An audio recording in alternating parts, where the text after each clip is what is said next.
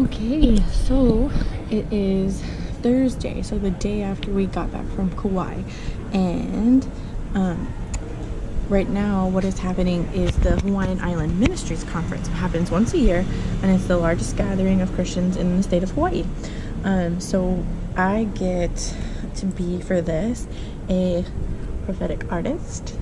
So I paint whatever I feel like the Lord is bringing to my mind, and pray a lot and speak to people and pray for people, and it's great, and I love to do it every single year. So this is my last year because we're moving, so I'm going to document it, but got my all access pass, so I'll give that to you guys a little bit as well. But it's about to start here in about 20 minutes, the first session of the conference, which is Thursday night, and then we have all day Friday and morning and afternoon, I think, on Saturday, and that'll be the whole conference. So I'm gonna go into the main ballroom here in just a little bit and show you a little bit about what's going on. And also, Nick made coffee for us. Nick is a gem.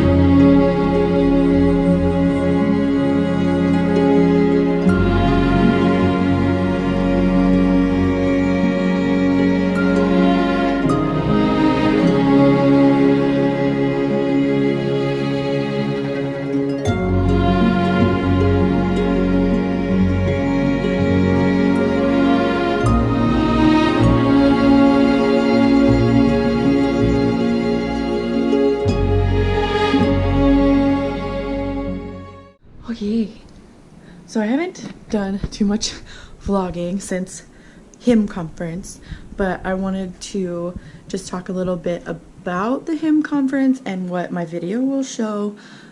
So show a little bit of like the general sessions where everybody is in the same space, and what I was doing was prophetic art painting. And for me, I feel like I personally have the spiritual gifting, I guess, of craftsmanship. So I love to make stuff with my hands, and I love to use it for the glory of God in any way that I can. I think everybody probably has a little bit of every spiritual gift, but sometimes more of them stand out than others. And you also develop some more than others as you just like grow and mature in the Lord and everything like that. So I feel like prophetic stuff is in every single person, but today in our church, like, we don't really do too much with it. which is sad because it's a really important gift. Some people are gifted way more in it than I am, for sure.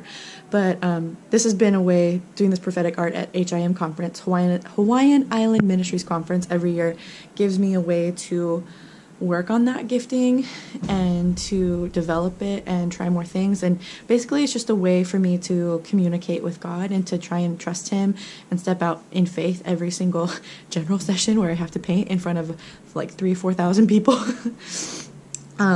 But yeah, so that's what I was doing. And it's basically just me praying, asking God to show me an image or a message or something, and then I try my best to paint it. I'm not the best painter in the world at all. No. But it's just basically, for me, I think of it as an exercise in my faith and an exercise in trying to be obedient and also trying to be a better painter because I want to be better at that. Anyway, so you'll see like the second painting that I did from the whole conference will be in that video, and I'll speed it up or whatever, but the whole process for that. So we paint like during the worship service, during the speaker, whoever's speaking, and everything else, because it's all part of worship. That's another thing. Worship is doing whatever God has gifted you to do for him to the best of your ability, whether that's painting, whether that's singing a song on stage, whether that's speaking, whether that's teaching, whether that's going to your job and being the best banker you can be, or being the best parent you can be, being the best carpenter you can be, whatever it is. Just being the very best of yourself, your unique self that God has gifted you to be. That is worship. So every single part of our services are worship. And I think our worship services should include more things that people do on a daily basis, not just singing, which I'm a huge proponent of. I teach it. I love it. I do it every week, do it every day. But also things like the arts, more arts, like painting, or maybe someone builds something on stage as like a way to show their gifting and their way of worship.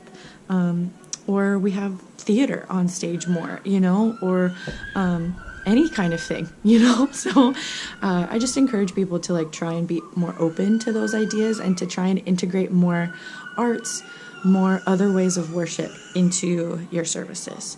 Yeah, so there's that.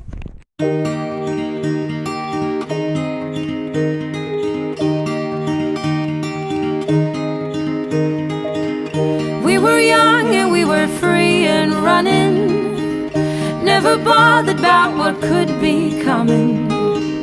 Every day we danced and life was smiling.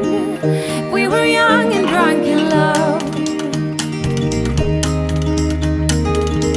A few years later I have started thinking, if it's just love in every glass I'm drinking, we're like one and without you I'm sinking. I'm always shining next to you. Oh, I got you, there's no reason to chasing pavement on my own, 'cause you're here to stay every night and day. I'm delighted 'cause I got you. I have always been afraid of changes, but you show me life is full of faces. Sometimes clouds got in our favorite places, but we were young and unaware.